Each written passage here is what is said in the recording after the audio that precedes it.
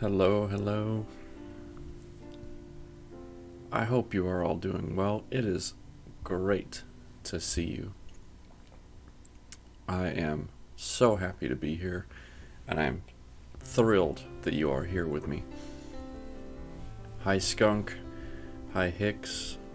Hello, Aronell, and thank you again for that resubscription. That was fantastic. I really appreciate it. I wasn't even looking at the screen. I was looking down at something else, and then I got the alert in my ears because I had just put my headphones on, and I was like, what?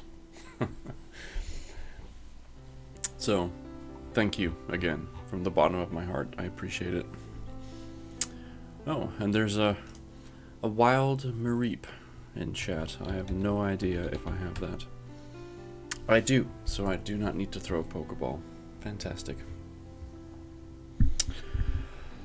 Oh, how's everybody doing? How's your weekend been? I know some of us got to talk a little bit yesterday because I was able to do a bonus stream, which was, that was fun. It's my little happy dance. But yeah. Goldie74, hello. Hi, how are you? Welcome in. Good to see you. So, I was just thinking a moment ago. Yes, very good weekend. So, little fact, Hicks and I know each other in real life. And so, a group of us, small group of us, got to go see a movie, as I talked about. Aronell, you knew about that, went to see a movie. And it was fun. It was a good time. And then I was thinking I was going to come home and, have a really great sleep, just pass out. No, that did not happen. I did not sleep very well at all, and it was annoying. But I got a good nap in today, so I'm happy about that. But anyway, I was looking at all the books on my desk here, which I'm gonna have to start reorganizing again. And so the book that we're reading, which my green screen is interfering with, but that's okay. I was realizing that the cover of this book, that you can see on screen too, it doesn't really tell me that this is the War of the Worlds, right? It looks more like if you take all the text off the cover, it looks more like a very focused in image of a coffee cup that just got poured, or something you would see in an art gallery or something like that, like a painting. Because I've got all these other books sitting on my desk of what we're going to be reading next. So as soon as this book is done, which you can see, we only have, this left. That's it. And then we're going to move on to this book, Beasts of the Plains. Look at this cover. It's awesome. It's a beautiful cover. In fact, I may even have, do I have it on here yet? I don't remember. Oh yeah, here it is. Let me show you this. That way it doesn't get green screen. Look at that. That's such an awesome cover. I love it. So we have that. That's going to be coming up next. And if you're in my Discord, you can see one of my channels in there has what's coming up next. And so I'm just showing you them because they're here on my desk. Because then after that book, and I have no idea how long it's going to take us to get through that book, because it's a hefty read, and when we get there, I will show you the story. And then we have this one coming up right after that, Pixie Dust. Again, fun-filled stuff here. I can't wait to get into this. And yes, I promise I will start Stream Raiders in just a minute. I know you're excited. There have been many covers of War of the Worlds over the years. Amazing Stories was pretty amazing. Yeah, when I looked on Amazon, I did see quite a few variations. And it was a little tricky to make sure I got the right one. So I chose that one because it seemed to be accurate. And then we have the Bubonic Reorder. Very fascinating story behind this one. And I can't wait. I'm hoping that with all of these books, as we get to the end, I'll be able to get the author on the line with us so that we can, do a quick interview with them too. And that book in particular, I'm excited to interview the author just because there's a very interesting story behind the writing of this book. And then after that, last but not least, we have The Whispering Magpies. That's my book. Goldie, which one? Which one? Which one did I point out?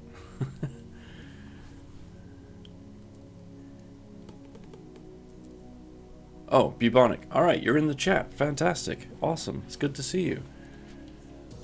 Yeah, so Goldie is the author of the Bubonic Reorder. It's a fascinating story. I can't wait to get into it. And I'm so glad you're here early. That's amazing. Thank you so much for coming by. I really, really appreciate that. And then, of course, little house business.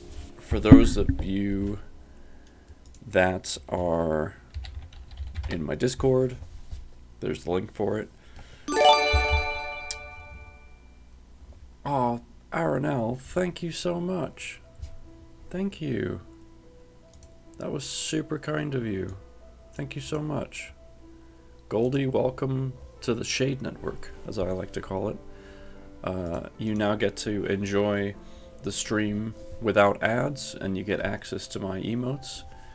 And you also get access to a sub-only section in my Discord, which right now, for our Twitch book club, which will happen on October 30th, we are reading through Coraline.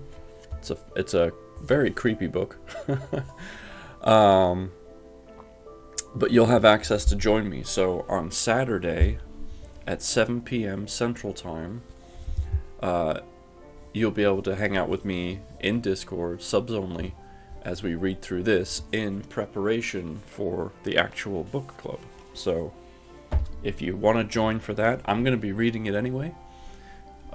Whether it's just me by myself or if I have a lovely group of people. We had a nice little cozy group last time and it was great. So I hope you can join for that too. So, all right, enough of that. Let me start up Stream Raiders. Here's the link one more time in case you want to join in. It's a free game to play. You don't have to. You don't even have to download anything. It's just based on your web. And we have a couple of options right now. We can go up here where the 3 skulls are, or we can go down here to the mystery question mark. And I don't know about you all, but I love a good mystery, so we're gonna go down here. I love it. All right, who we up against here? We've got some level 5s, level 1s, so not too bad.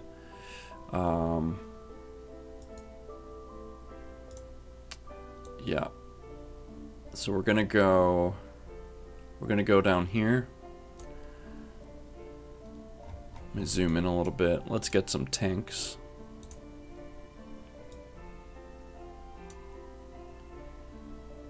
There. We'll do some whatever units on the side. Get some archers. And then if you think you want to, we can always place some healers down there as well. Cool. All right, place away. Place away. Enjoy that. Alright, in the meantime, let's get into our read for today, because we are, oddly, so I did a bonus read yesterday. I'm working on getting the video recording up on Twitch. It is already on YouTube, so if you want to check it out on YouTube, since it's not actually ready on Twitch yet, you can certainly do that if you want to catch up. Oh, I almost forgot too. I have my Discord, but I also have, you'll notice this United Storytellers group. Our purpose is to help promote reading and reading fun and just helping people get back into a book one way or another. So there's a group of us, and we have a Discord of our own. You can see all of the storytellers in that Discord. There's also a link down below in my panel, if I point like down here somewhere, that has all of the streamers that you can go visit. So be sure to drop them a follow too. And while I'm at it, RNL, there we go. She also likes to read. She was actually most recently seen reading Pride and Prejudice by Jane Austen, and I'm going to tell you right now, I love listening to her voice. I told her last time that she could be reading anything. She could be reading a dictionary. She could be reading the back of a cereal box. I don't care. I love listening to her voice. So it's very soothing, helps me relax. And relaxing is a good thing in today's day and age. So, all right. So back to this book. I'm stalling, obviously. We got to the end of chapter 17. Cool. I'm sorry. I need to head back out of the stream. I need to shoe shop for the sun. Well, enjoy shoe shopping, and thank you very much, Hicks. We will see you next time. We got to the end of chapter 17, and then it just kind of ended, and all of a sudden, there's a book 2. I had no idea. I thought it was just going to continue. So, and for those of you that don't know, I don't read ahead. So everything I'm reading right now is my first experience. I don't, read a chapter to myself and then come on stream and reread the same chapter, just so I can be rehearsed. So everything I react to is in real time. And I think that's fun. So again, I was a little shocked when we saw this. So, book 2 is called The Earth Under the Martians. And chapter 1 is called Underfoot. So, I hope everyone's had a chance to get settled. You're cozy, you're comfy. We're now going to read chapter 1 of book 2. In the first book, I have wandered so much from my own adventures to tell of the experiences of my brother, that all through the last 2 chapters, I and the curate have been lurking in the empty house at Halliford, whither we fled to escape the black smoke. There, I will resume. We stopped there all Sunday night and all the next day, the day of the panic, in a little island of daylight, cut off by the black smoke from the rest of the world. We could do nothing but wait in aching inactivity during those 2 weary days. My mind was occupied by anxiety for my wife. I figured her at Leatherhead, terrified, in danger, mourning me already as a dead man. I paced the rooms and cried aloud when I thought of how I was cut off from her, of all that might happen to her in my absence. Excuse me, I have a frog in my throat today. My cousin, I knew, was brave enough for any emergency, but he was not the sort of man to realize danger quickly, to rise promptly. What was needed now was not bravery, but circumspection. My only consolation was to believe that the Martians were moving Londonward and away from her. Such vague anxieties keep the mind sensitive and painful. I grew very weary and irritable with the curate's perpetual ejaculations. I tried of the sight of his selfish despair. After some ineffectual remonstrance, I kept away from him, staying in a room, evidently a children's schoolroom, containing globes, forms, and copybooks. When he followed me thither, I went to a box room at the top of the house, and, in order to be alone with my aching miseries, locked myself in. We were hopelessly hemmed in by the black smoke all that day and the morning of the next. There were signs of people in the next house on Sunday evening, a face at a window and moving lights, and later a slamming of a door. But I do not know who these people were, nor what became of them. We saw nothing of them the next day. The black smoke drifted slowly riverward all through Monday morning, creeping nearer and nearer to us, driving at last along the roadway outside the house that hid us.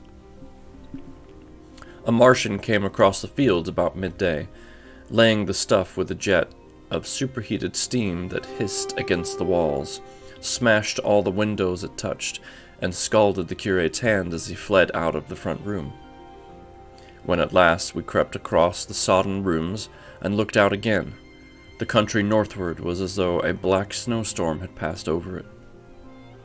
Looking towards the river, we were astonished to see the unaccountable redness mingling with the black of the scorched meadows. For a time, we did not see how this change affected our position, save that we were relieved of our fear of the black smoke. But later, I perceived that we were no longer hemmed in, and now that we might get away. So soon as I realized that the way of escape was open, my dream of action returned. But the curate was lethargic, unreasonable. "We are safe here," he repeated. "Safe here." I resolved to leave him. Would that I had. Wiser now for my artilleryman's teaching, I sought out food and drink. I had found oil and rags from my burns, and I also took a hat and a flannel shirt that I had found in one of the bedrooms. When it was clear to him that I meant to go alone, he reconciled himself to going alone. He suddenly roused himself to come. And all being quiet throughout the afternoon, we started about 5 o'clock, as I should judge, along the blackened road to Sunbury. In Sunbury, at the intervals along the road, were dead bodies lying in contoured attitudes, horses as well as men, overturned carts and luggage, all covered thickly with black dust. That pall of incendiary powder made me think of what I had read of the destruction of Pompeii.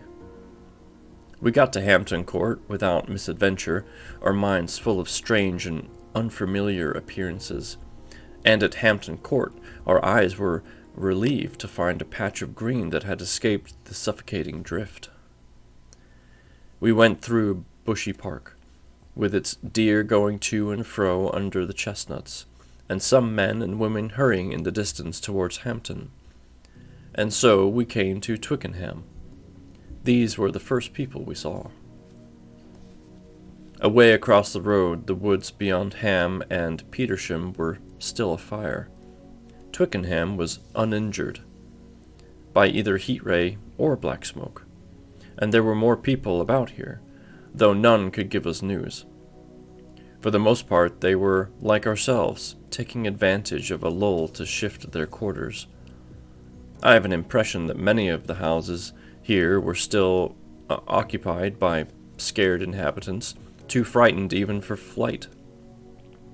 Here, too, the evidence of a hasty rout was abundant along the road. I remember most vividly 3 smashed bicycles in a heap, pounded into the road by the wheels of subsequent carts. We crossed Richmond Bridge about 8:30. We hurried across the exposed bridge, of course, but I noticed floating down the stream a number of red masses, some many feet across. I did not know what these were. There was no time for scrutiny, and I put more horrible interpretation on them than they deserved. Here again on the Surrey side were black dust that had once been smoke, and dead bodies, a heap near the approach of the station. But we had no glimpse of the Martians until we were some way towards Barnes. We saw in the blackened distance a group of 3 people running down a side street towards the river, but otherwise it seemed deserted. Up the hill, Richmond town was burning briskly. Outside the town of Richmond there was no trace of the black smoke. Then suddenly, as we approached Kew, came a number of people running, and the upperworks of a Martian fighting machine loomed in sight over the housetops not 100 yards from us. We stood aghast at our danger, and had the Martian looked down, we must immediately have perished. We were so terrified that we dared not go on, but turned aside and hid in a shed in a garden. There the curate crouched, weeping silently and refusing to stir again. But my fixed idea of reaching Leatherhead would not let me rest, and in the twilight I ventured out again. I went through a shrubbery, and along a passage beside a big house standing in its own grounds, and so emerged upon the road towards Kew. The curate I left in the shed, but he came hurrying after me. That curate guy is like the dog that won't leave you alone, just doesn't know when to quit. That second start was the most foolhardy thing I ever did, for it was manifest the Martians were about us.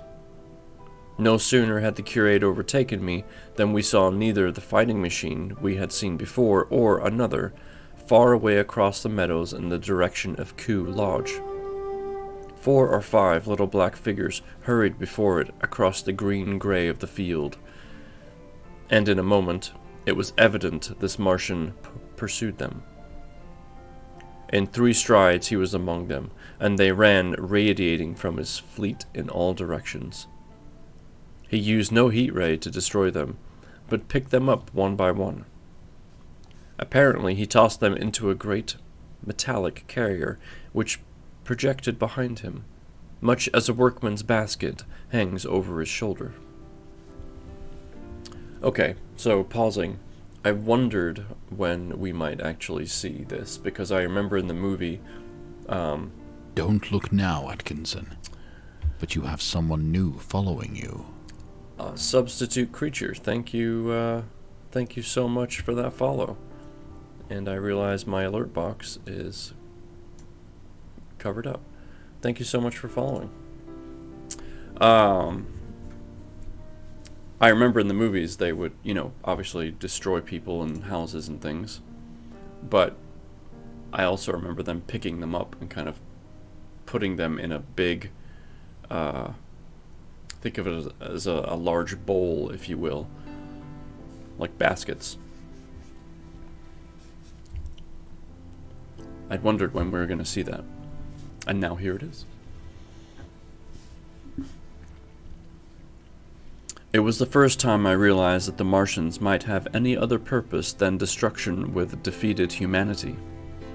We stood for a moment petrified, then turned and fled through a gate behind us into a walled garden, fell into, rather than found, a fortunate ditch, and lay there, scarce daring to whisper to each other until the stars were out. Slaves or food? Yeah, I don't remember. I don't even know if the movie ever even gave us that, because, Tom Cruise is a hero, and there was escape, and yada yada yada. So, I guess we'll find out. Maybe. I don't know. We'll see. I suppose it was nearly 7 o'clock before we gathered courage to start again.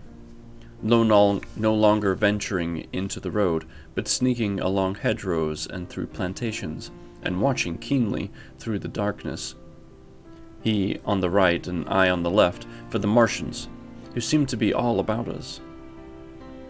In one place we blundered upon a scorched and blackened area, now cooling and ashen, and a number of scattered dead bodies of men, burned horribly about the heads and trunks, but their legs and boots mostly intact, and of the dead horses 50 feet, perhaps, behind a line of 4 ripped guns and smashed gun carriages.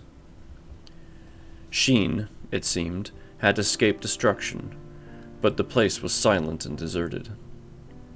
Here we happened on no dead, though the night was too dark for us to see into the side roads of the place.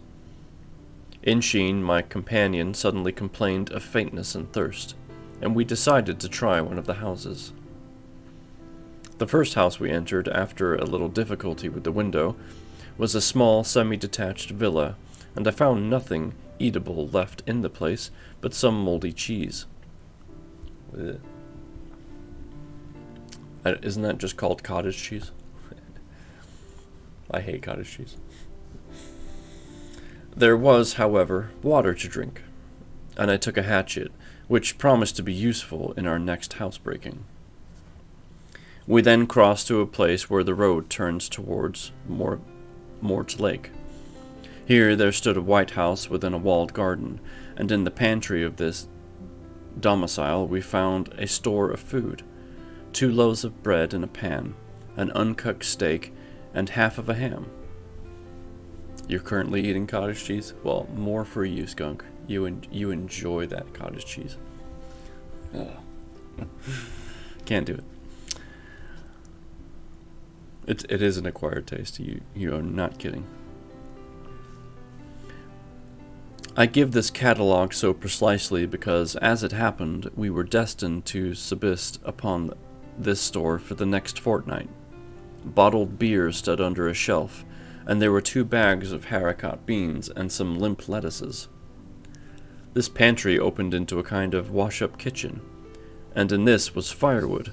There was also a cupboard, in which we found nearly a dozen of burgundy tin soups and salmon,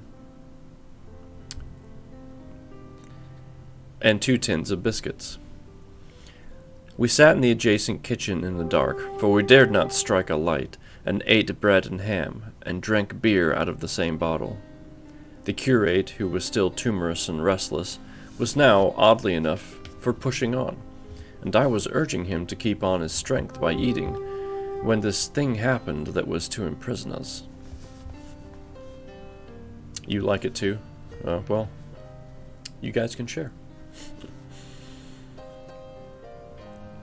"It can't be midnight yet," I said, and then came a blinding glare of vivid green light. Everything in the kitchen leaped out, clearly visible in green and black, and vanished again. And then followed such a concussion as I have never heard before or since. So close on the heels of this as to seem instantaneous came a thud behind me, a clash of glass, a crash and rattle of falling masonry all about us, and the plaster of the ceiling came down upon us, smashing into a multitude of fragments upon our heads. I was knocked headlong across the floor against the oven handle and stunned. I was sensible for a long time, the curate told me, and when I came to we were in darkness again, and he, with a face wet, as I found afterwards, with blood from a cut forehead, was dabbing water over me. For some time I could not recollect what had happened. Then things came to me slowly. A bruise on my temple asserted itself. "Are you better?" asked the curate in a whisper. At last I answered him. I sat up. "Don't move," he said. "The floor is covered with smashed crockery, and from the dresser. You can't possibly move without making a noise, and I fancy they are outside." We both sat quite silent so that we could scarcely hear each other breathing. Everything seemed deadly still, but once something near us, some plaster or broken brickwork, slid down with a rumbling sound. Outside and very near was an intermittent metallic rattle. "That," said the curate, when presently it happened again. "Yes," I said, "but what is it?" "A Martian," said the curate. I listened again. "It was not like the heat ray," I said, and for a long time I was inclined to think one of the greatest fighting machines had stumbled against the house, as I had seen one stumble against the tower of Shepperton Church. Our situation was so strange and incomprehensible that for 3 or 4 hours, until the dawn came, we scarcely moved. And then the light filtered in, not through the window, which remained black, but through a triangular aperture between a beam and a heap of broken bricks in the wall behind us. The interior of the kitchen we now saw grayly for the first time. The window had been burst in by a mass of garden mold, which flowed over the table upon which we had been sitting and laying about our feet. Outside, the soil was banked high against the house. At the top of the window frame, we could see an uprooted drainpipe. The floor was littered with smashed hardware. The end of the kitchen towards the house was broken into, and since the daylight shone in there, it was evident the greater part of the house had collapsed. Contrasting vividly with this ruin was the neat dresser, stained in the fashion pale green, with a number of copper and tin vessels below it, the wallpaper imitating blue and white tiles, and a couple of colored supplements fluttering from the walls above the kitchen range. As the dawn grew clearer, we saw through the gap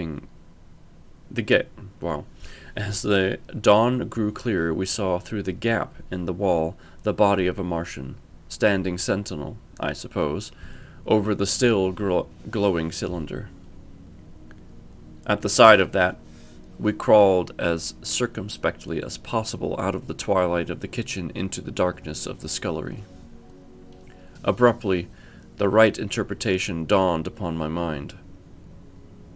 "The 5th cylinder," I whispered. "The 5th shot from Mars has struck this house and buried us in the ruins." For a time the curate was silent, and then he whispered, "God have mercy upon us." I heard him presently whimpering to himself. Save for that sound, we lay quite still in the scullery.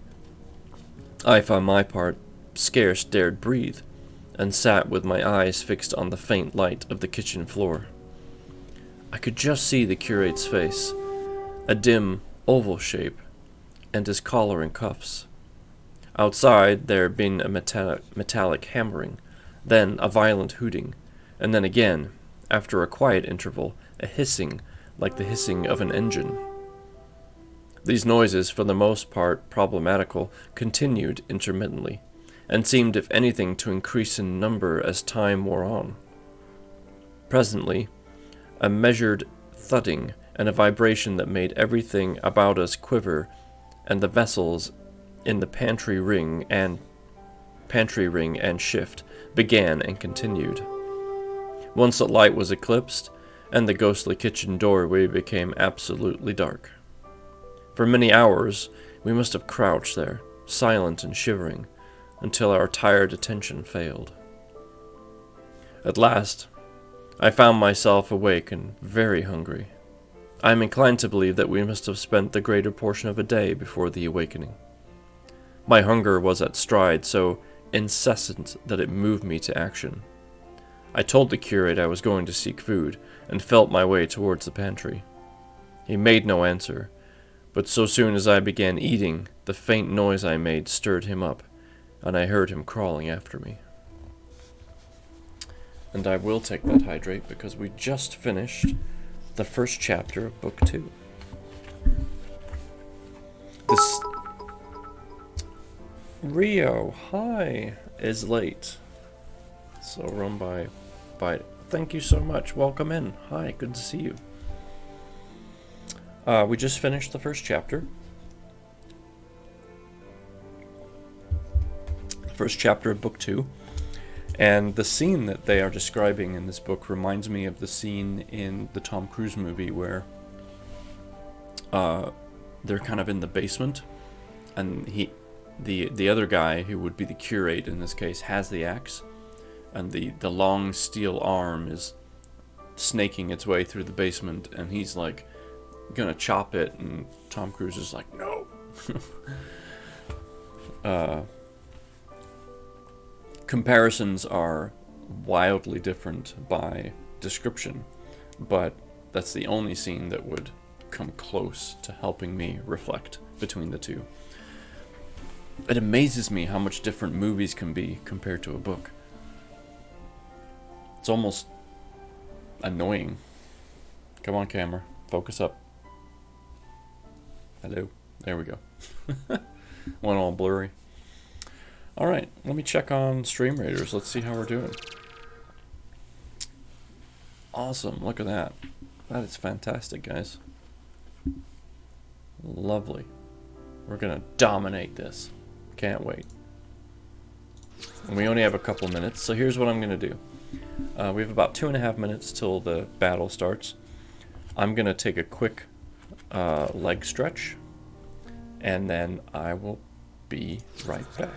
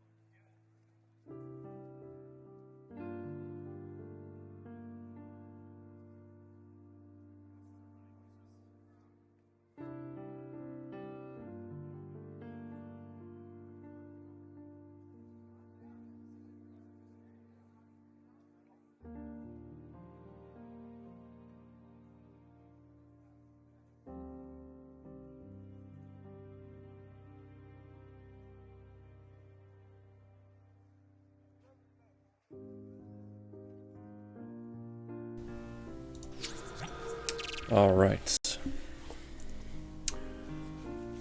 Thank you for that. Goldie, what is the game that is being played while you read? So yes, this is a community-based game. It's called Stream Raiders.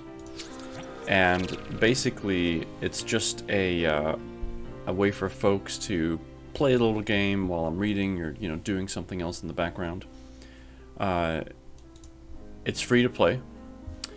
And there's different types of units. There are some that are defensive. There are some, we have archers and paladins and things like that. But basically, I as a captain will ask you to place certain types of units in certain areas, and then we go off and fight, and it's every 30 minutes that a fight can happen.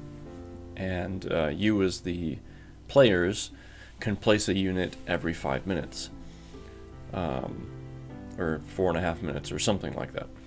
But basically you can get up to 6 units in per round if you're watching it and staying on top of it. So yeah, it's just a fun little game. So let me refresh just to make sure we got everyone in. Yeah, it's completely free to play. I started playing it a few months ago, and I loved it immediately because it was just fun. And there are a few thousand different captains like myself. I'm a baby captain. I only just started like a month ago. So, Rio, thank you. Giving a gift to Julie and Queen. Thank you so much. Thank you for doing that. That's very, very kind of you. And seriously, you did this yesterday. Stop it. You don't have to do this. I am here because I want to be here. I enjoy what I'm doing. You needed to hit 5. Okay. But seriously, thank you. It's very kind of you. Just please know, folks, that if you're in here and you received a gift, there are people in this community that are a huge, huge blessing. Hi, Queen. Oh, you can write again. That's good. But gifting and buying subscriptions and things like that, it is never, ever, ever necessary. But if you do it, just know that I thank you from the bottom of my heart. All right. Let's see. How many archers do we have? Oh, we've got a good few archers. So here's what we're gonna do. We're gonna high ground this, and then we're gonna fight. So let's do it. This will be over in no time.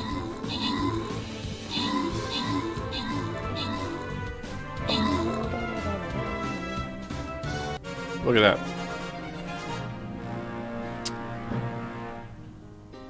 Easy. Atkinson, you helped me start my week. This is my way of thanking. Well, I'm really glad. I really am. Alright, someone's gonna get a bomber scroll, and someone's getting 25 gold. Here we go. Skunk and substitute creature. Congrats. Enjoy that. Ooh, another mystery. This time with a bigger chest reward. Also, because you awesome. No, you're awesome, Rio. You are awesome. And you need to know that. In fact, before I start this battle, Rio plays a whole bunch of different types of games, along with also doing VR chat stuff, and it's hilarious watching her try to play putt-putt golf while she's doing VR. And then we also have Queen in here. Let me just make sure I spell it right. What were you doing last, Queen? Ah, yes, the tower defense. I love tower defense games. So go check out these fabulous people. They are wonderful, they are kind, and they're just genuinely pleasant folks to be around.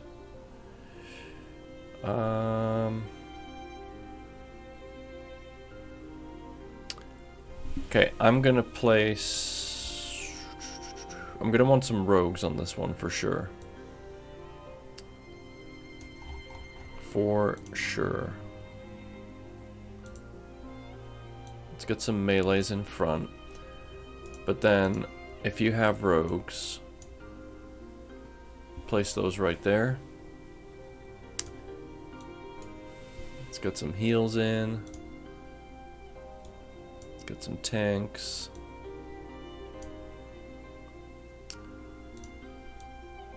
And then place whatever you want besides that. So there you go. Easy peasy. Gonna tear up over here. No need to cry. Just understand that I have a lot of respect for you.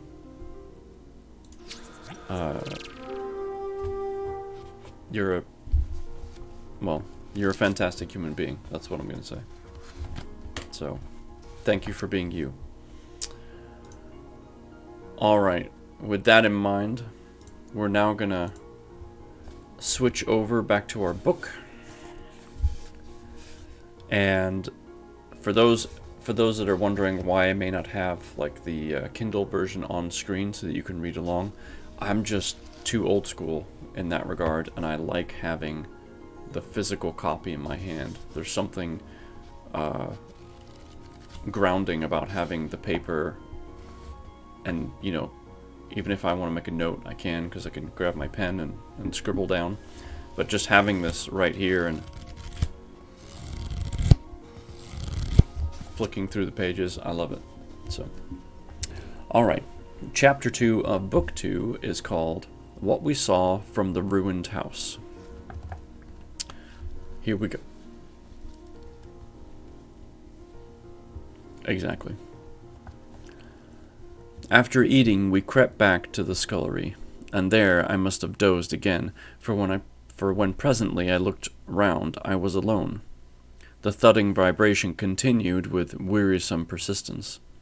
I whispered for the curate several times, and as I felt my way to the door of the kitchen, I'm going to start that sentence again, because I just butchered it.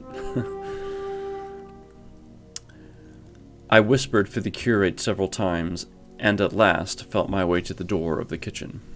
That's better. It was still daylight, and I perceived him across the room, lying against the triangular hole that looked upon the Martians. His shoulders were hunched, so that his head was hidden from me. I could hear a number of noises almost like those in an engine shed, and the place rocked with the beating thud.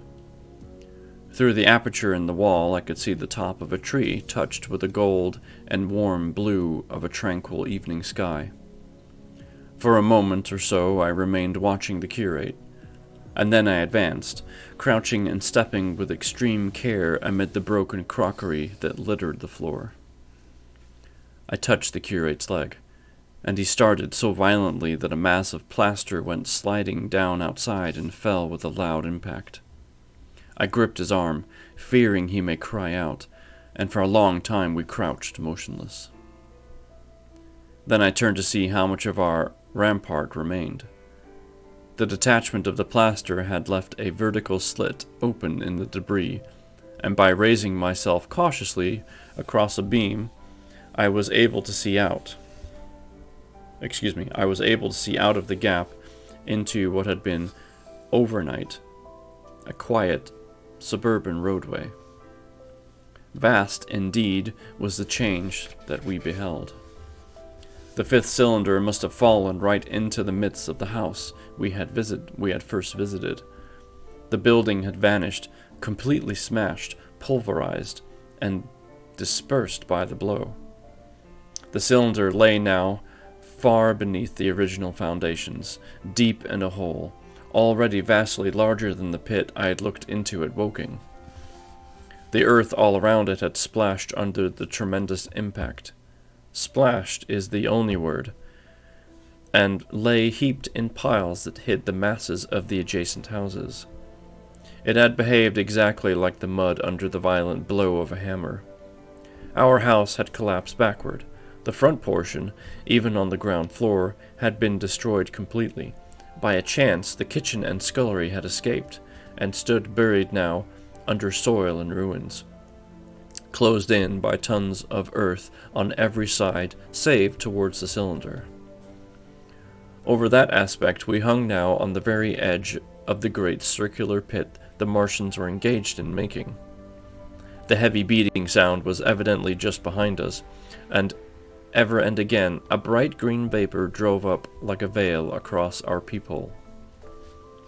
The cylinder was already opened in the center of the pit, and on the farther edge of the pit, amid the smashed and graveled heap shrubbery, one of the great fighting machines, deserted by its occupant, stood stiff and tall against the evening sky. At first I scarcely noticed the pit and the cylinder, although it has been convenient to describe them first, on account of the extraordinary glittering mechanism I saw busy in the excavation, and on account of the strange creatures that were crawling slowly and painfully across the heaped mold near it. The mechanism it certainly was that held my attention first. It was one of those complicated fabrics that have since been called handling machines, and the study of which has already given such an enormous impetus of terrestrial invention.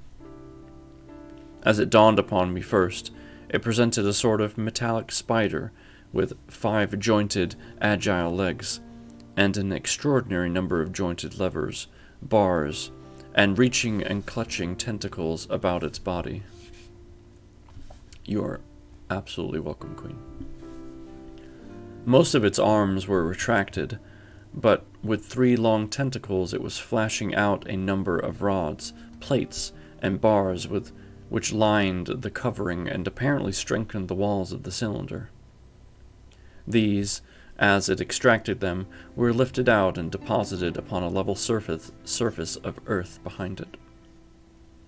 Its motion was so swift, complex, and perfect that at first I did not see it as a machine, in spite of its metallic glitter. The fighting machines were coordinated and animated to an extraordinary pitch, but nothing to compare with this.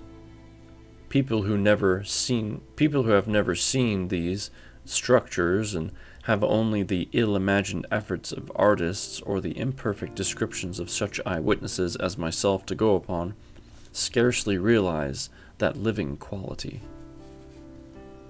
I recall practically the illustration of one of the first pamphlets to give a consecutive account of the war. The artist had evidently made a hasty study of one of the fighting machines, and there his knowledge ended. He presented them as tilted, stiff tripods with either flexibility or subtlety, and with an altogether misleading monotony of effect. The pamphlet containing these renderings had a considerable vogue, and I mention them here simply to warn the reader against the impression they may have created. There were no more like the Martians I saw in action that a Dutch doll is like a human being. To my mind, the pamphlet would have been much better without them. At first, I say, the handling machine did not impress me as a machine, but as a crab-like creature with a glittering integument, the controlling Martian whose delicate tentacles actuated its movement, seeming to be simply the equivalent of a crab's cerebral portion. But then I perceived the resemblance of its gray-brown, shiny, leathery integument to that of the other sprawling bodies beyond, and the true nature of this dexterous workman dawned upon me. With that realization, my interest shifted to those other creatures, the real Martians. Already I had a transient impression of these, and the first nausea no longer obstructed my observation. Moreover, I was concealed and motionless, and under no urgency of action. Enjoy that lurk, Aranel. Lurk away. They were, I now saw, the most unearthly creatures it is possible to conceive. They were huge round bodies, or rather heads, about 4 feet in diameter, each body having in front of it a face. This face had no nostrils. Indeed, the Martians do not seem to have had any sense of smell, but it had a pair of very large, dark-colored eyes, and just beneath this a kind of fleshy beak. In the back of this head or body, I scarcely know how to speak of it, was the single tight tympanic surface, since known to be anatomically an ear, though it must have been almost useless in our dense air. In a group round the mouth were 16 slender, almost whip-like tentacles, arranged in 2 bunches of 8 each. These bunches have since been named, rather aptly, by that distinguished anatomist, Professor Howes, the hands. Even as I saw these Martians for the first time, they seemed to be endeavoring to raise themselves on these hands, but of course, with the increased weight of terrestrial conditions, this was impossible. There is a reason to suppose that on Mars they may have progressed upon them with some facility. The internal anatomy, I may remark here as dissection, has since shown, was almost equally simple. The greater part of the structure was the brain, sending enormous nerves to the eyes, ear, and tactile tentacles. Besides this were the bulky lungs, into which the mouth opened, and the heart and its vessels. The pulmonary distress caused by the denser atmosphere and greater gravitational attraction was only too evident in the convulsive movements of the outer skin. And this was the sum of the Martian organs. Strange as it may seem to a human being, all the complex apparatus of digestion, which makes up the bulk of our bodies, did not exist in the Martians. They were heads, merely heads. Entrails they had none. They did not eat, much less digest. Instead, they took the fresh, living blood of another creature's and injected it into their own veins, which is gross. I have myself seen this being done, as I shall mention in its place. But, squeamish as I may seem, I cannot bring myself to describe what I could not endure even to continue watching. Let it suffice to say, blood obtained from a still living animal, in most cases from a human being, was run directly by means of a little pipette into the recipient canal. So they basically had a blood transfusion while the person was still alive. Cool. Lovely. The bare idea of this is no doubt horribly repulsive to us, but at the same time I think that we should remember how repulsive our carnivorous habits would seem to an intelligent rabbit. Cottage cheese not looking so bad now, huh? I mean, you gotta do what you gotta do, I guess.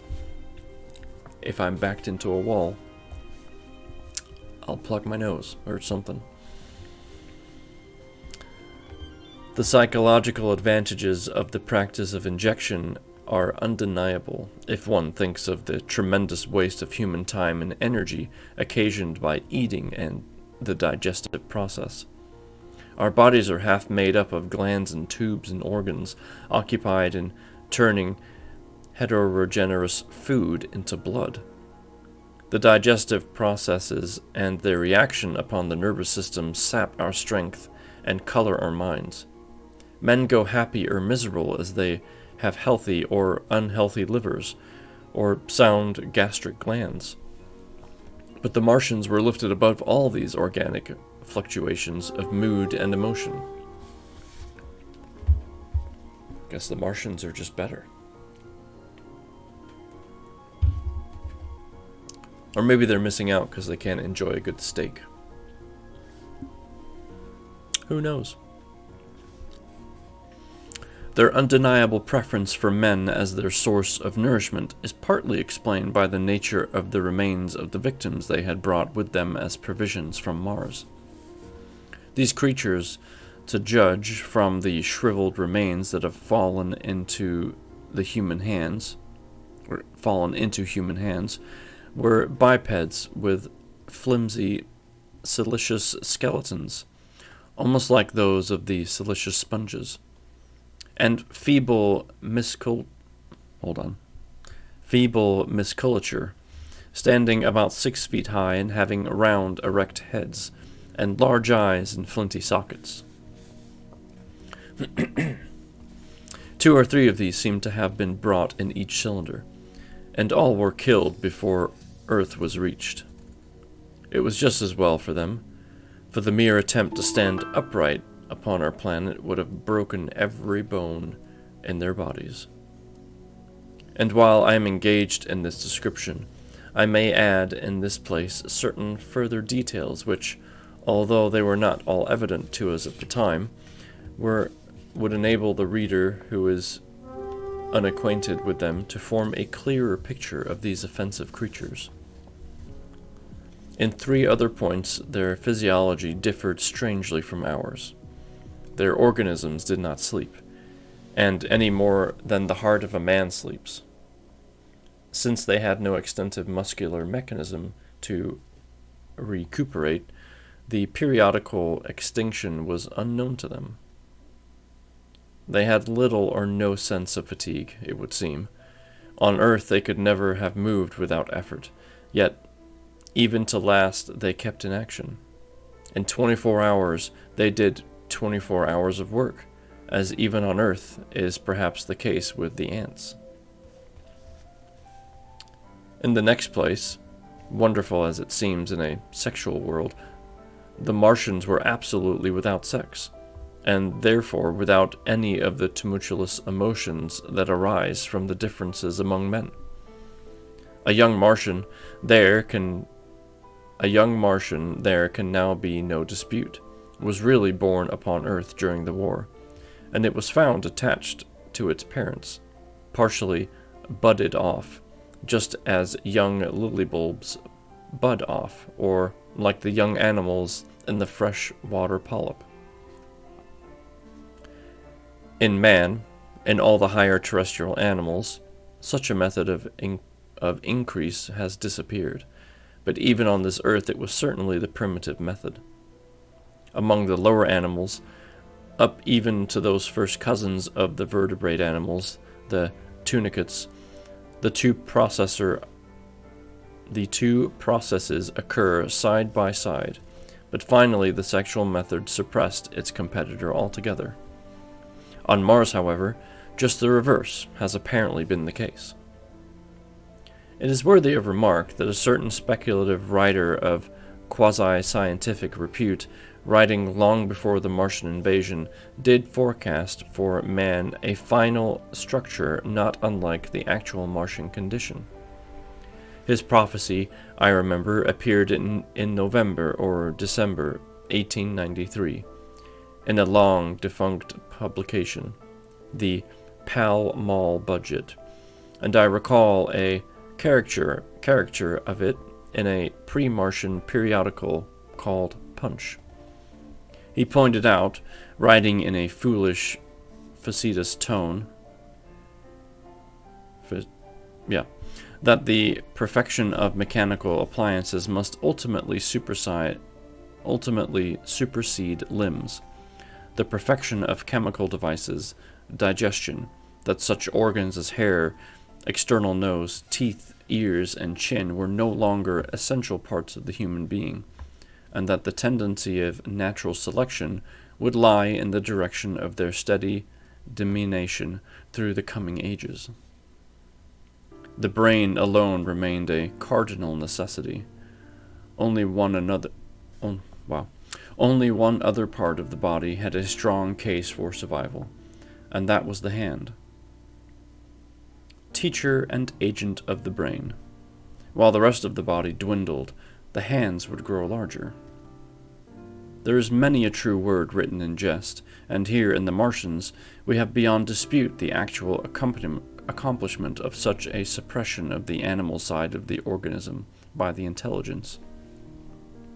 To me it is quite credible that the Martians may be descended from beings not unlike ourselves, by a gradual development of brain and hands, that the latter giving rise to the two bunches of delicate tentacles at last, at the expense of the rest of the body.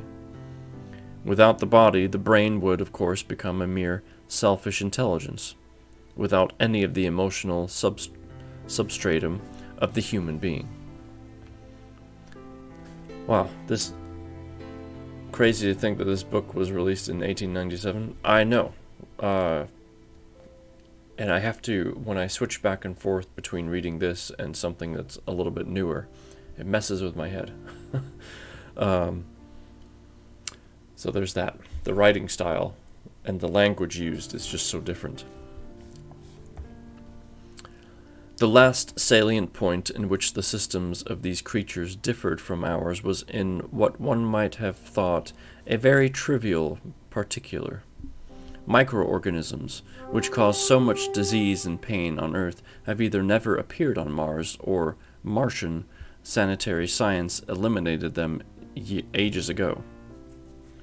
100 diseases, all the fevers and contagions of human life, consumption cancers, tumors, and such morbidities, never enter the scheme of their life.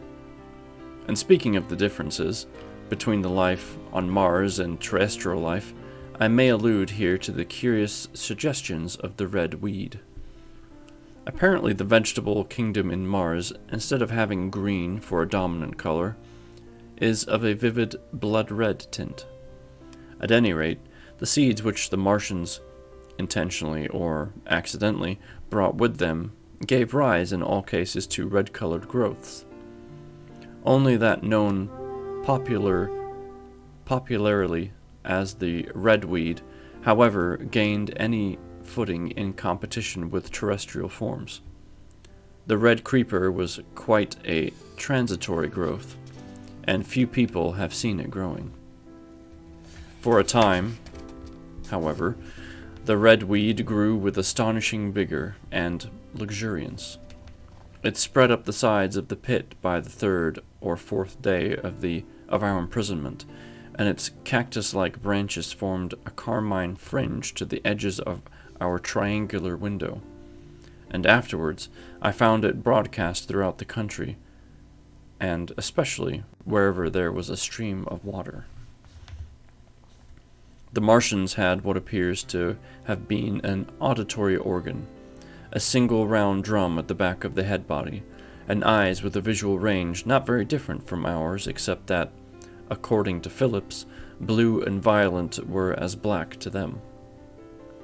It is commonly supposed that they communicated by sounds and tentacular gesticulations.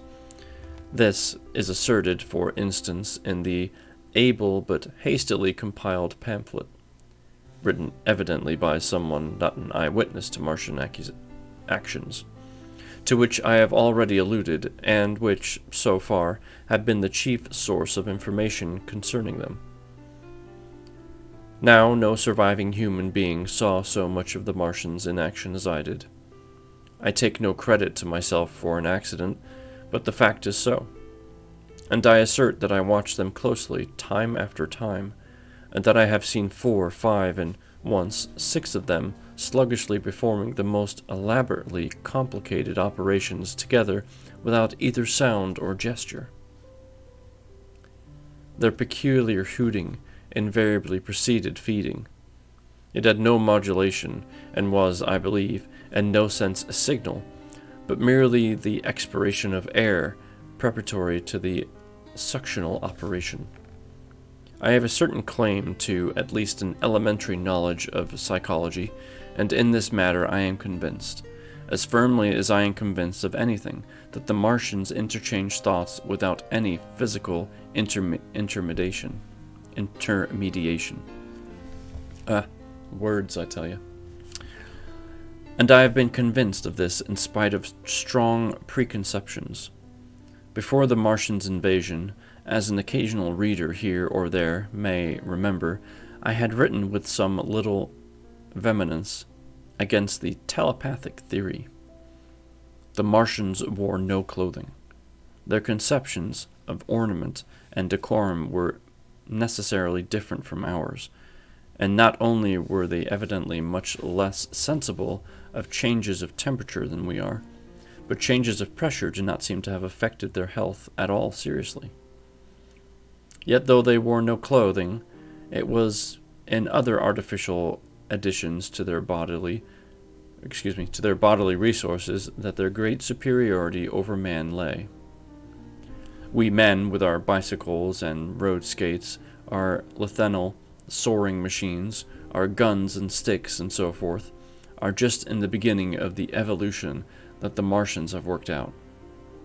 They have become particularly mere brains, wearing different bodies according to their needs, just as men wear suits of clothes and take a bicycle in a hurry, or an umbrella in the wet.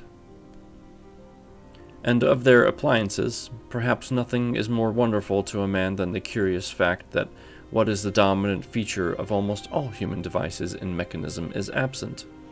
The wheel is absent. Among all the things they brought to earth, there is no trace or suggestion of their use of wheels. One would have at least expected it in locomotion. And in this connection, it is curious to remark that even on this earth, nature has never hit upon the wheel, or has preferred other expedients to its development. And not only did the Martians either not know, which is credible, or abstain from the wheel, but in their apparatus singularly, little use is made of the fixed pivot, or relatively fixed pivot, with circular motions, thereabout confined to one plane. Almost all the joints of the machinery present a complicated system of sliding parts moving over small but beautifully curved friction bearings. And while upon this matter of detail, it is remarkable that the long leverages of their machines are in most cases actuated by a sort of sham musculature of the discs in an elastic sheath. These discs become polarized and drawn closely and powerfully together when traversed by a current of electricity. In this way, this curious parallelism to animal motions, which was so striking and disturbing to the human beholder, was attained. Such quasi-musculo abounded in the crab-like handling machine which, on my first peeping out of the slit, I watched unpacking the cylinder. It seemed infinitely more alive than the actual Martians lying beyond it in the sunset light, panting, stirring ineffectual tentacles and moving feebly after their vast journey across space. While I was still watching their sluggish motions in the sunlight, and nothing each strange detail of their form, the curate reminded me of his presence by pulling violently at my arm. I turned to a scowling face and silent, eloquent lips. He wanted the slit, which I permitted only one of us to peep through, and so I had to forego watching them for a time, while he enjoyed that privilege.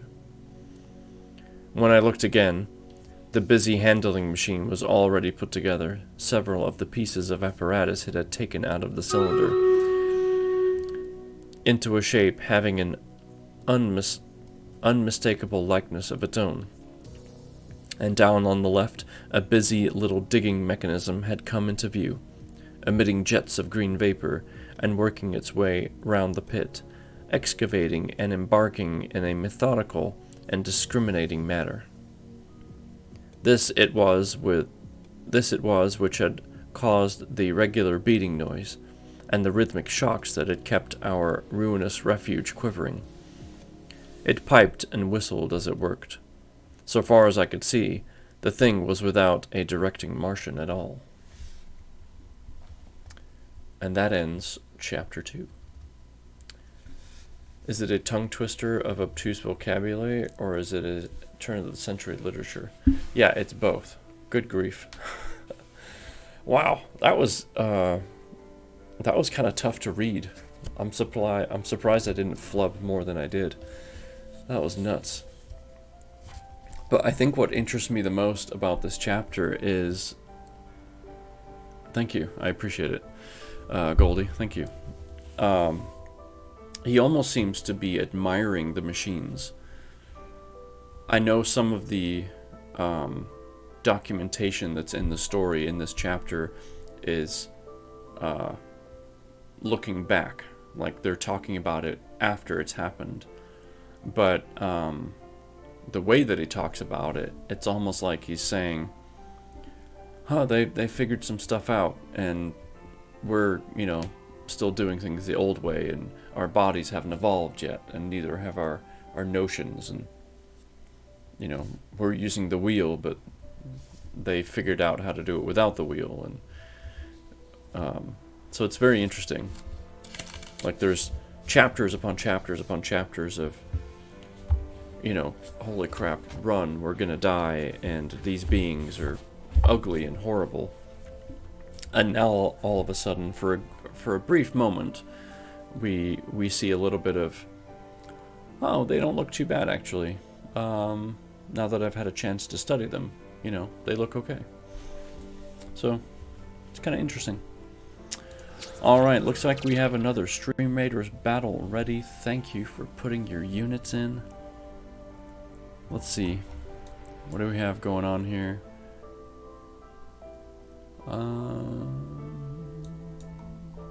We don't have a lot of archers, it would seem. and that's okay. So, instead of using high ground, we will curse. We'll go for this group right in the center. Good luck, everybody. Here we go. 3, 2, 1.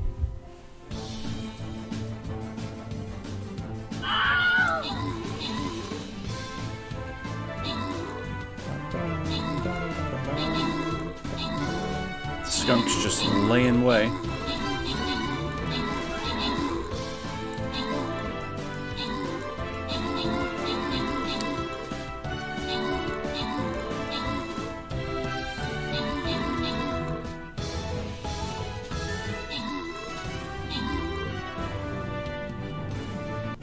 Yep. Good job. Good job. Yeah, I knew our rogues would do well there, and Skunk, your rogue, just basically destroyed everybody. So, good job. And you know what?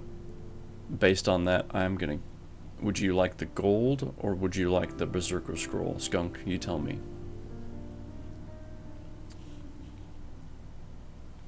You basically dominated that match. Normally I would just random, you know, period, but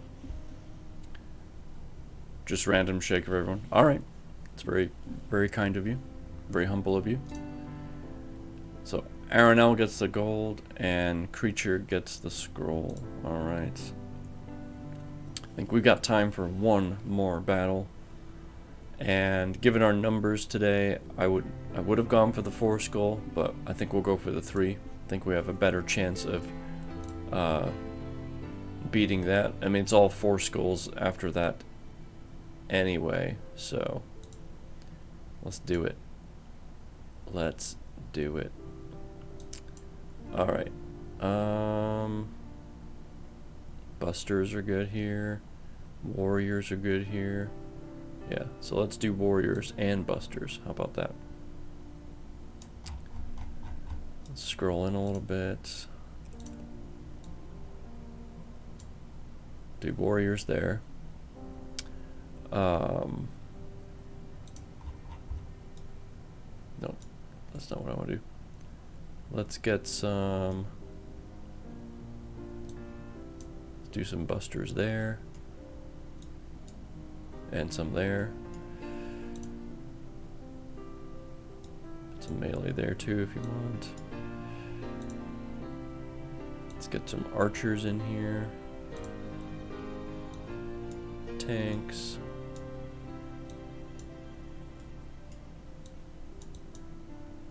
There we go. And then of course some whatever units if you have goals, quests, things like that. Get them in there. Alright. Good job.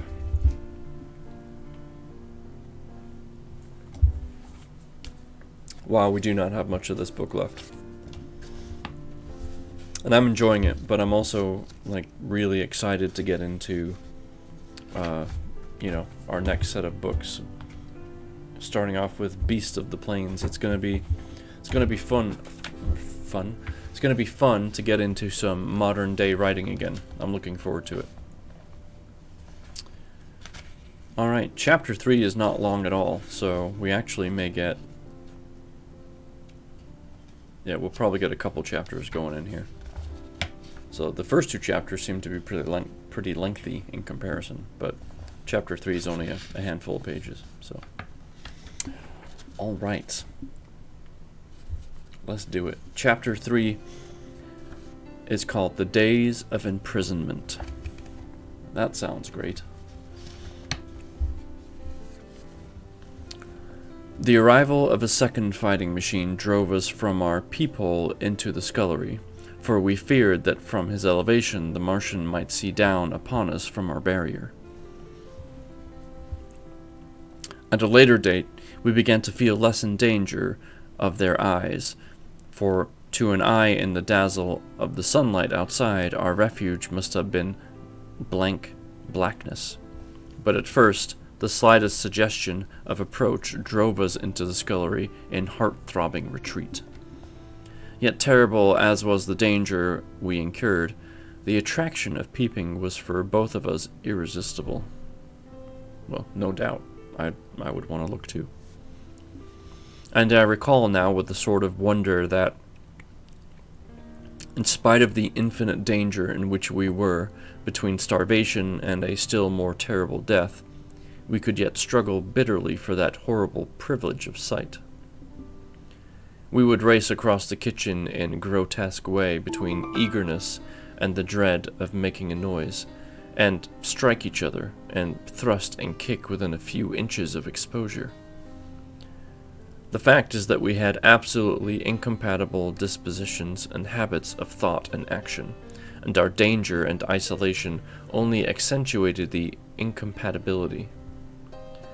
At Halliford, I had already come to hate the curate's trick of helplessness exclamation, his stupid rigidity of mind, his endless muttering monologue, vitated? Not sure. I'm just gonna say what I think it is. His endless muttering monologue vitiated every effort I made to think out a line of action, and drove me at times thus spent up and intensified almost to the verge of craziness. He was as lacking as restraint as a silly woman. He would weep for hours together, and I verily believe that, wow, I'm having trouble with words already, and I verily believe that to the very end this spoiled child life thought his weak tears in some way efficacious. I think he's basically saying that his weeping would bring about some, empathy or something. But obviously it didn't, because he was getting quite annoyed. And I would sit in the darkness, unable to keep my mind off him by reason of this importunity. Wow. All these words that you just don't hear anymore. Unable to keep my mind off him by reason of his importunities. He ate more than I did, and it was in vain I pointed out that our only chance of life was to stop in the house until the Marchants had done with their pit, that in the long patience a time might presently come when we should need food. He ate and drank impulsively, in heavy meals at long intervals. He slept little.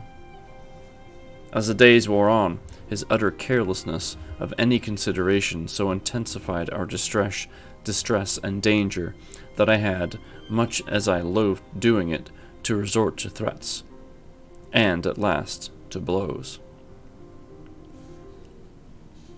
This part reminds me a lot more of the movie now, because it was basically like, if you don't stop, I'm going to have to kill you, otherwise we're both dead.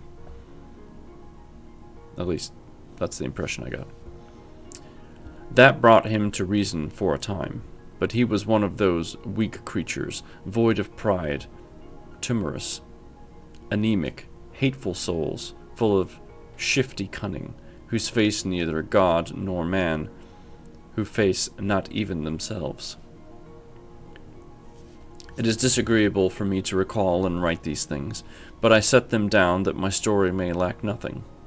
Those who have escaped the dark and terrible aspects of life will find my brutality, my flash of rage, and our final tragedy easy enough to blame, for they know what is wrong as well as any, but not what is impossible to tortured men. But those who have been under the shadow, who have gone down at last to elemental things, will have a wider charity.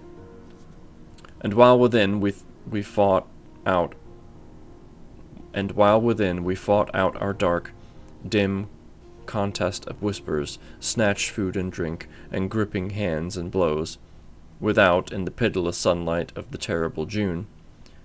terrible June, was the strange wonder the unfamiliar routine of the Martians in the pit. Let me return to those first new experiences of mine.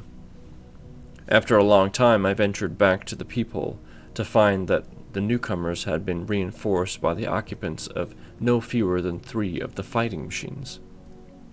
These last had brought with them certain fresh appliances that stood in an orderly manner about the cylinder. The second handling machine was now completed, and was busied in serving on the novel of contrivances.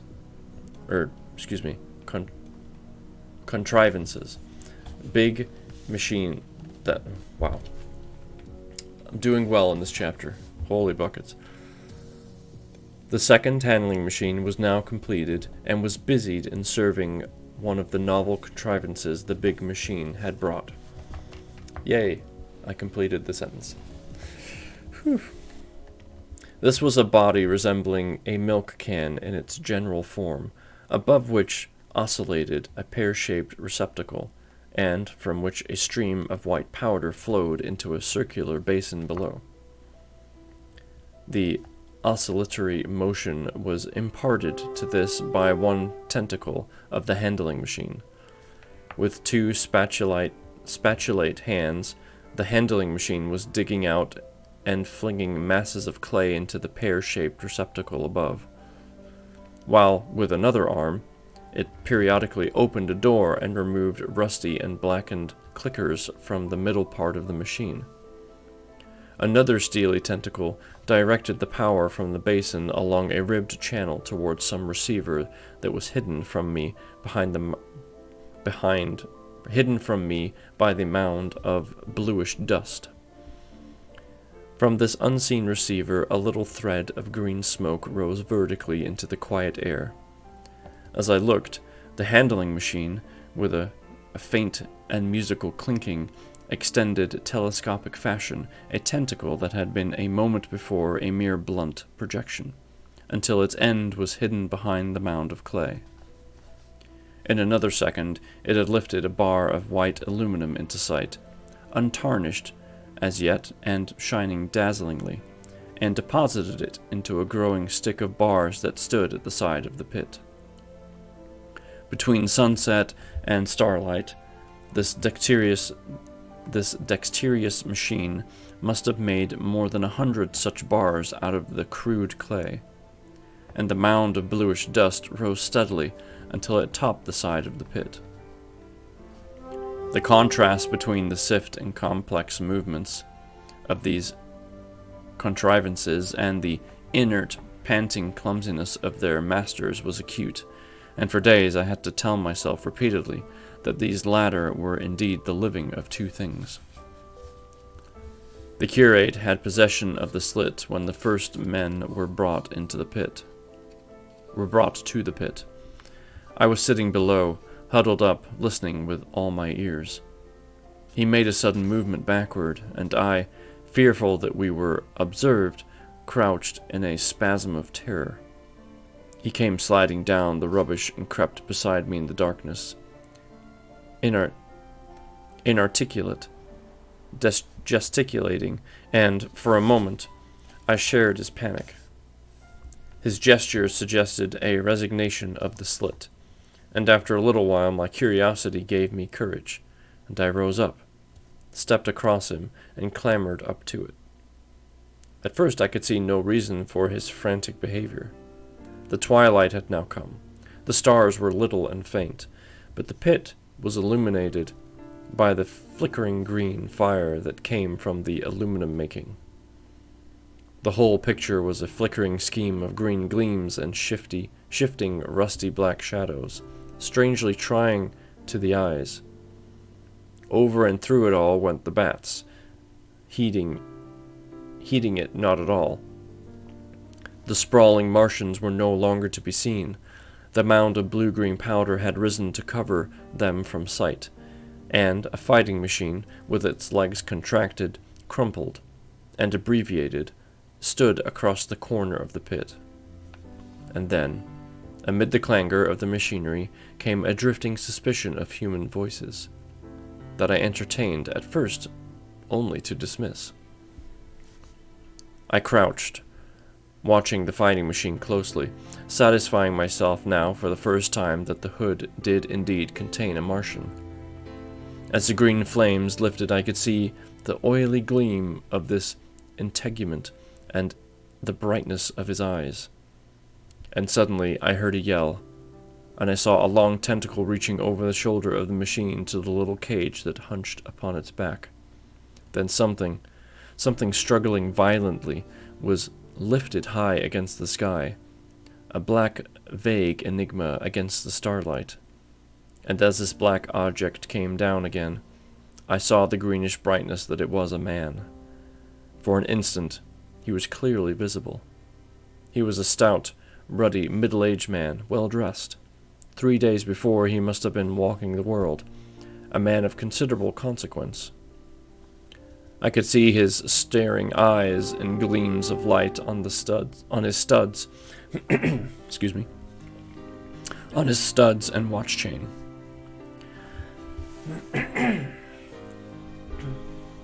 He vanished behind the mound, and for a moment there was silence, and then began a shrieking and a sustained and cheerful hooting from the Martians. I slid down the rubbish, struggled to my feet, clapped my hands over my ears, and bolted into the scullery. The curate, who had been crouching silently with his arms over his head, looked up as I passed, cried out quite loudly at my desertion of him, and came running after me. That night, as we lurked in the scullery, balanced between our horror and the terrible fascination this peeping had, although I felt an urgent need of action, I tried in vain to conceive some plan of escape. But afterwards, during the second day, I was able to consider our position with great clearness. The curate, I found, was quite incapable of discussion. This new and culminating atrocity had robbed him of his vestiges of reason or forethought. Particularly, he had already sunk to the level of an animal. But as the saying goes, I gripped myself with both hands. It grew upon my mind, once I could face the facts, that, terrible as our position was, there was as yet no justification for absolute despair.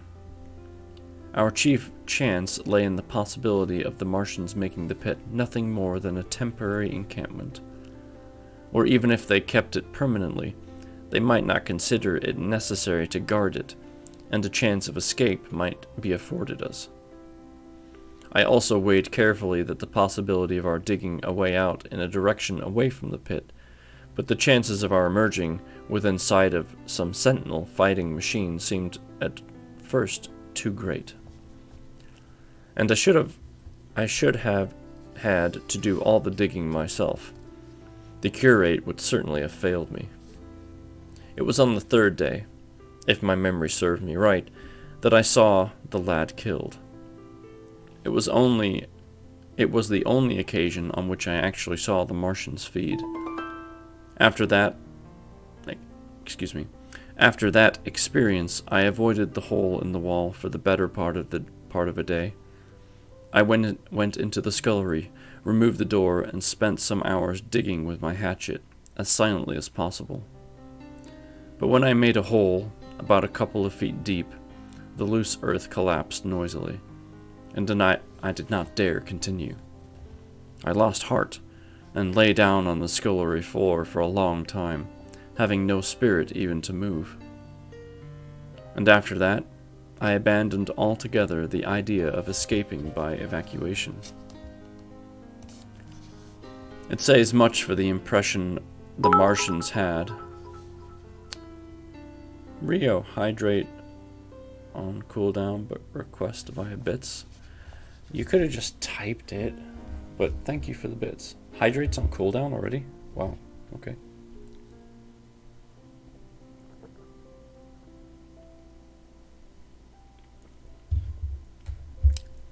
Thank you. We are almost to the end. I only have a couple of paragraphs left of this chapter.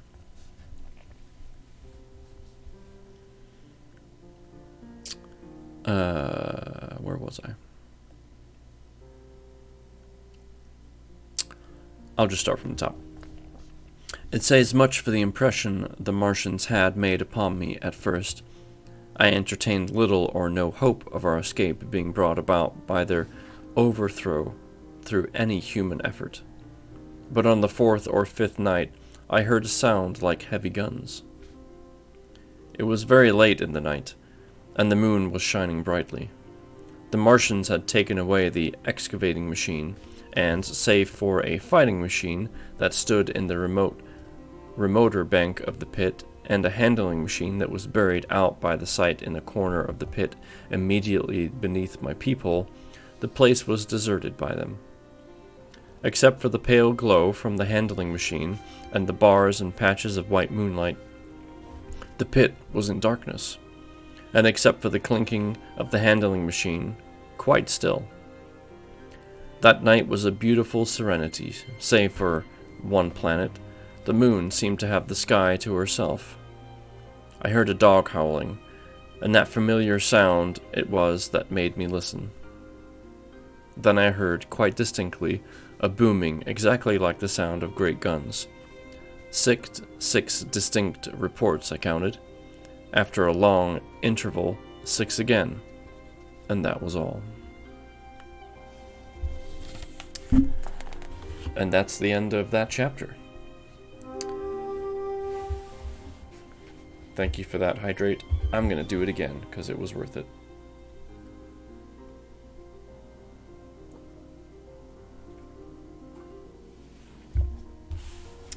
Alright. We have about 10 minutes left on Stream Raiders. And Chapter 4 is... let's see... 1, 2, 3, 4... about 5 pages. So I think the plan is to read Chapter 4, do our Stream Raiders battle, and then we'll find someone to raid. So yeah, not much left. We're sitting on page 151, and the last chapter ends on page 197. So there you go. Not too much left. Maybe a stream or two more, a stream and a half, something like that. And if my soundproofing panels come soon enough, I'm hoping to get them up on the wall before the next read, and then we can test them out at night. I'll have my wife help me out with that and see how everything sounds in the adjacent room where my son would sleep. Because if I can read in the evening, then I will, so that I can get more reading done. Otherwise, all these lovely books here are going to take me a lifetime, and I don't want to do that. Alright. Chapter 4. The Death of the Curates. Poor fella, it's about to get had. It was on the 6th day of our imprisonment that I peeped out for the last time, and presently found myself alone. Instead of keeping close to me and trying to oust me from the slit, the curate had gone back into the scullery. I was struck by a sudden thought. I went back quickly and quietly into the scullery. In the darkness, I heard the curate drinking. I snatched in the darkness, and my fingers caught a bottle of Burgundy. For a few minutes there was a tussle. The bottle struck the floor and broke, and I hesitated and rose.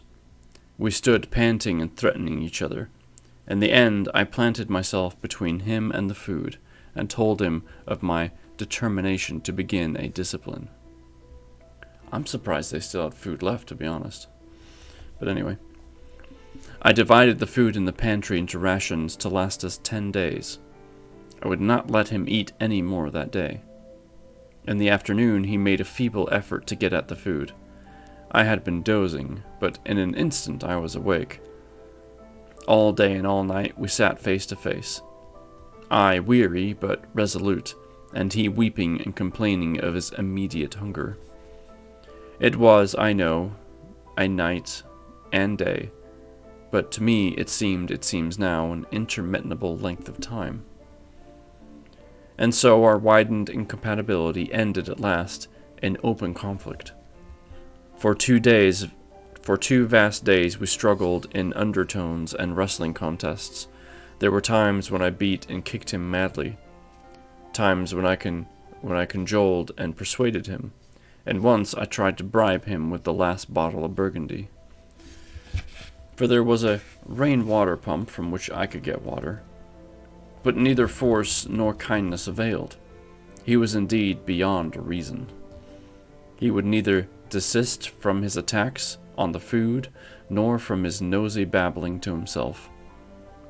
The rudimentary precautions to keep our imprisonment endurable he would not observe.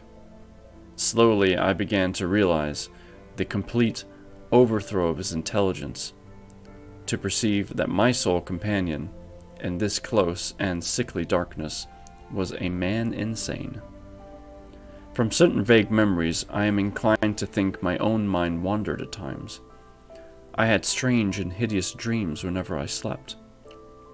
It sounds paradoxical, but I am inclined to think that the weakness and insanity of the curate warned me, braced me, and kept me a sane man. On the 8th day he began to talk aloud instead of whispering, and nothing I could do would moderate his speech. "It is just, oh God," he would say over and over again. "It is just, on me and mine be the punishment laid. We have sinned, we have fallen short. There was poverty, sorrow. The poor were trodden in the dust, and I held my peace. I preached acceptable folly for my God. What a folly! When I should have stood up, then I died for it, and called upon them to repent. Repent! Oppressors of the poor and needy, the wine-press of God." Then he would suddenly revert to the matter of food I withheld from him, praying, begging, weeping, at last threatening. He began to raise his voice. I prayed him not to. He perceived and told me, he perceived a hold on me. He threatened he would shout and bring Martians upon us. For a time, that scared me. But any concession would have shortened our chance of escape beyond estimating. I defied him, although I felt no assurance that he might not do this thing. But that day, at any rate, he did not. He talked with his voice rising slowly through the greater part of the 8th and 9th days, threats, entreaties, mingled with a torrent of half-sane and always frothy repentance for his vacant sham of God's service, such as made me pity him. Then he slept a while, and began again with renewed strength, so loudly that I must needs make him desist. "Be still," I implored. He rose to his knees, for he had been sitting in the darkness near the copper. "I have been still too long," he said in a tone that must have reached the pit, "and now I must hear my witness. Woe unto this unfaithful city! Woe, woe, woe!" And woe, woe. 5 woes. "To the inhabitants of the earth reason by the other voices of the trumpet." "Shut up," I said, rising to my feet, and in a terror lest the Martians should hear us. "For God's sake!" "Nay," shouted the curate at the top of his voice, standing likewise and extending his arms. "Speak! The word of the Lord is upon me." In 3 strides he was at the door leading into the kitchen. "I must bear my witness. I go. It has already been too long delayed." I put out my hand and felt the meat chopper hanging to the wall. In a flash I was after him. I was fierce with fear. Before he was halfway across the kitchen, I had overtaken him.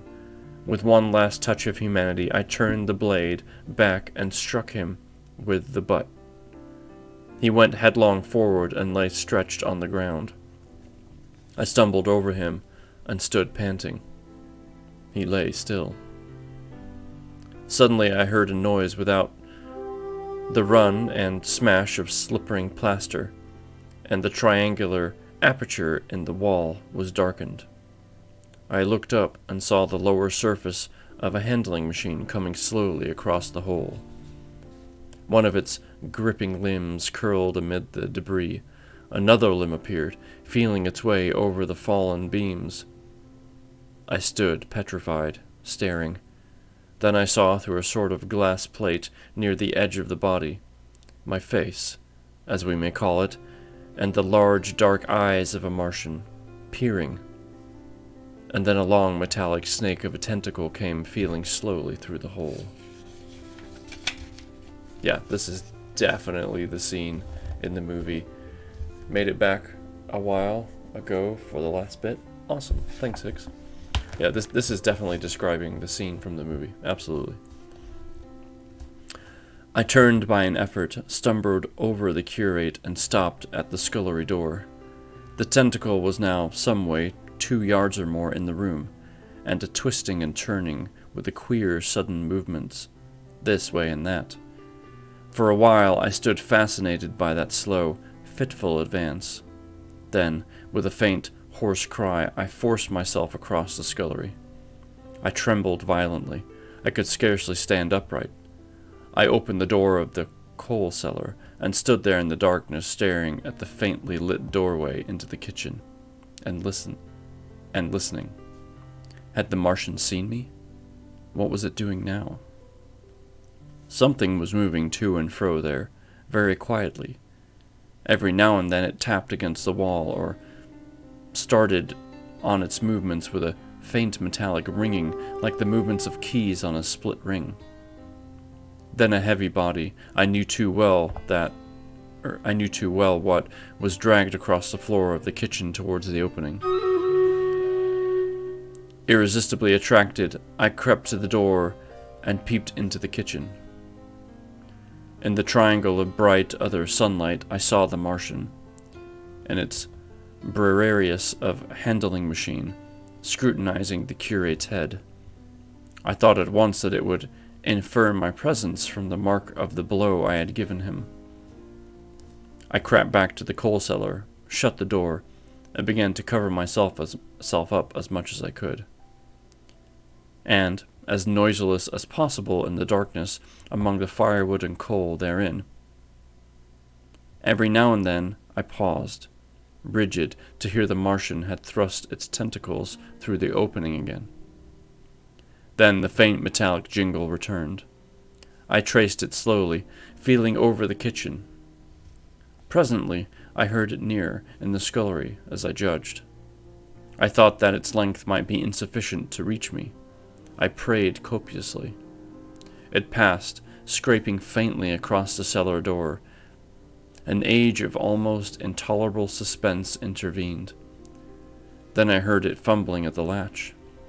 It had found the door. The Martians understood doors. It worried at the catch for a minute, perhaps, and then the door opened. In the darkness I could just see the thing like an elephant's trunk more than anything else, waving towards me and touching and examining the wall, coals, wood, and ceiling.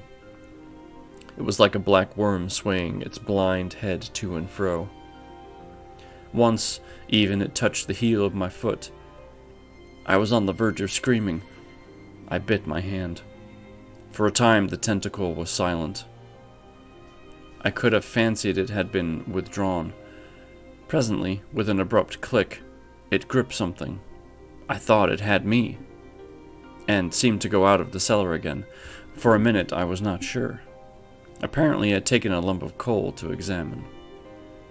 I seized the opportunity of slightly shifting my position, which had become cramped, and then listened. I whispered passionate prayers for safety. Then I heard the slow, deliberate sound creeping towards me again.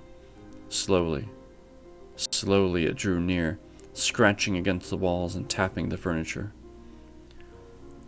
While I was still doubtful, it rapped smartly against the cellar door and closed it.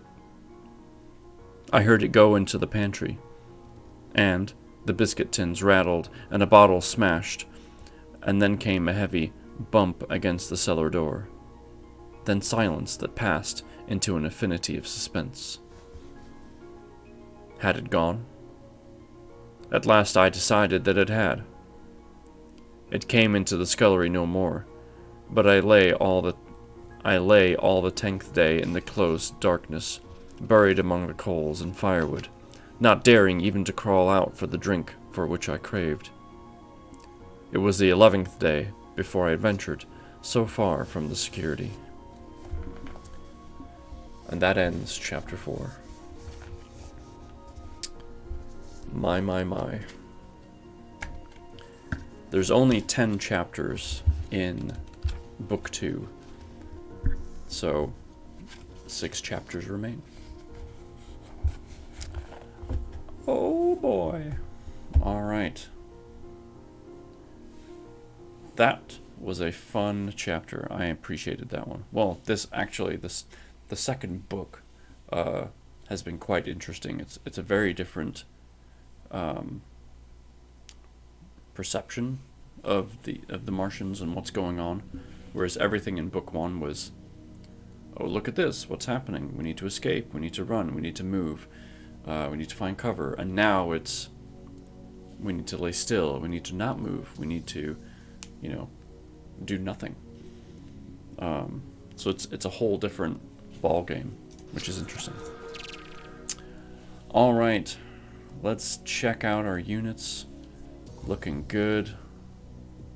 Got some archers in there. So we'll do high ground on this one. So we have archers, we have our warriors and beasts, which is great. All right. I'm trying to think of which way they're going to go, because I know they're going to split. I don't think they can go over this water. And these are walls, so I know they're going to go around the walls, but I just cannot tell which way they're going to go. I'm going to have to take a guess and go this way. Let's hope I'm right. Here we go. And I'm wrong. It was a 50-50 chance. Oh well.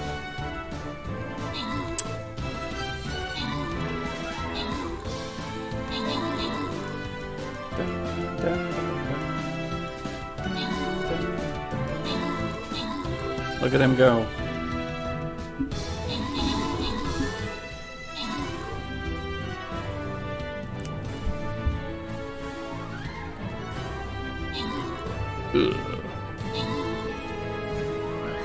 This will be over in no time.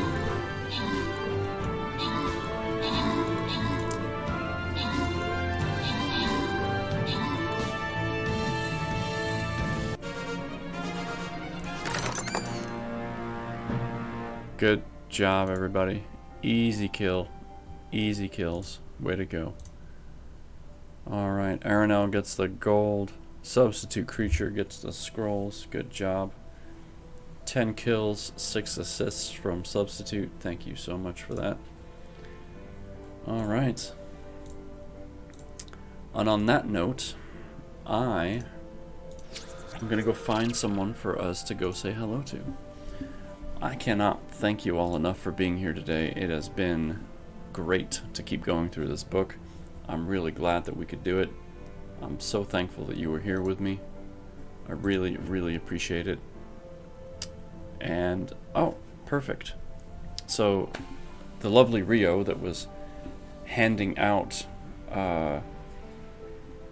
subscriptions to folks is live herself right now, so we will go say hi to her. Perfect. Alright, so let me do this. This was the most memorable part of the book to me. Yeah, it certainly reflected the movie quite well, at least in that end part there. So I appreciated that. Thanks for the stream. Take care, everyone. Thank you, Skunk, for being here. Thank you, Aranel, Rio, Queen, Hicks, Substitute Creature, and everyone else that's lurking. I appreciate you being here. I really, really do. For the Goldie as well, thank you for being here. Thanks for the invite. Excited to be in the chat and give you all the background on the bubonic reed.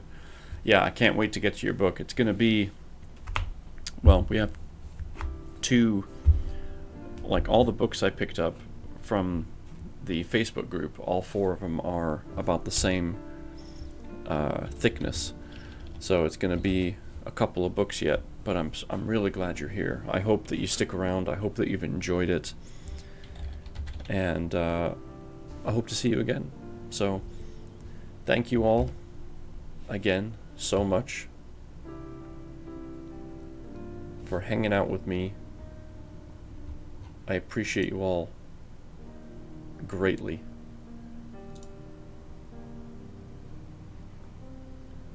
And did that not start the raid? Do you see a raid right now? I didn't see it start. Did it not start? Let me try that again. Raid, Rio. Let me just make sure this is actually working. I already have a raid in progress, apparently. Can you see the raid button on your screen? Like, do you see it there?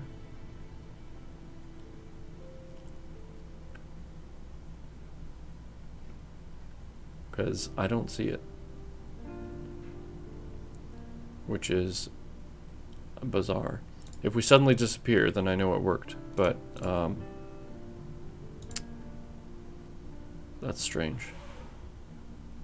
Because it won't even let me... Did it cancel? Because I didn't even see it show up. Let me try again. Yeah, it still says I have a raid in progress.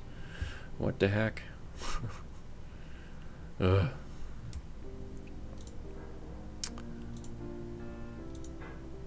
Come on, Twitch. Don't fail me now.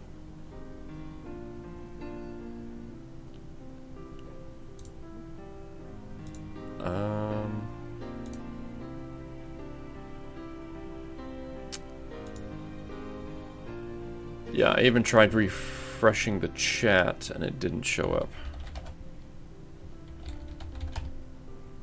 Oh, come on. Alright. It's not going to let me do the raid. Or it says it's doing the raid, but it's not actually doing it. So I don't really understand. So here's what I'd like us to do. In your browser, replace the Atkinson 1020 part with that. And then just hit enter. And that will take you over there.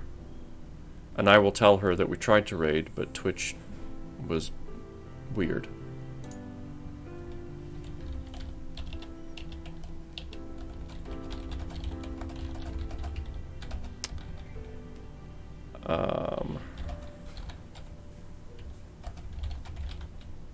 She could have turned raids off too. That's another part of it. You might hear her stream now because I'm turning up her volume. And I'm gonna... Let's see. Switch those ones. So you're gonna hear her talking. Yeah. You'll hear noise in the background. Oops. Bundle. Santa level Did 7. we not? Did we not put any? Or is it over here? Maybe it's over here. Oh, set. Oh, that's treasures. I just opened that. So yeah, just head over to Rio. I'll end the stream. Have a great rest of your day, everybody. Tried to raid me, but the raid messenger won't show up. Oh. And again, thank you. Hi, hello. I appreciate you all. Take care. I'm sorry. Yeah, sometimes the raid